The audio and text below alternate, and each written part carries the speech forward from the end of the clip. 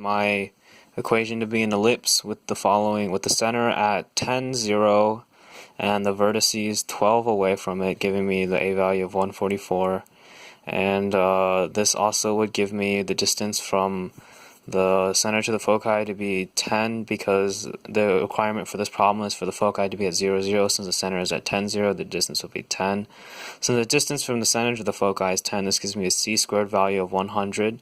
And earlier, since I said that my vertex is over the 12 away, I have 144 as my a-squared value, allowing me to calculate my b-squared value, which equals 44, giving me this overall equation for an ellipse. And so, having obtained this equation for an ellipse, we now have to convert it to the polar equation for conics, which is written right here, with k representing the distance from the focus to the directrix, and the e representing the eccentricity.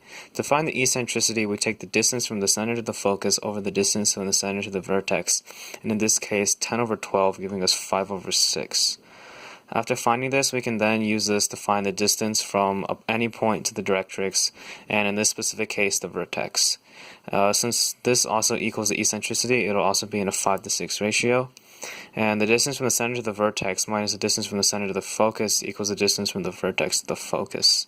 Having obtained this value, we see that it is equal to 2, so we can plug it back into here to find the vertex to directrix distance, giving us 2 2/5, or 2.4. After finding this, we must find this k value, the distance from the focus to the directrix, to put back into the polar equation.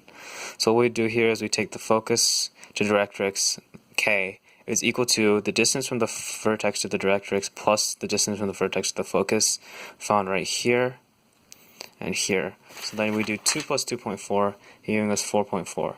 Having found the eccentricity to equal 5 over 6 and the distance from the focus to having found both of these values, the k and e, distance from the focus to the directrix and the eccentricity, we can plug them into the polar equation to obtain this the polar equation for this conic. And after graphing it on Desmos, we can see that the two graphs overlap, and therefore this is correct.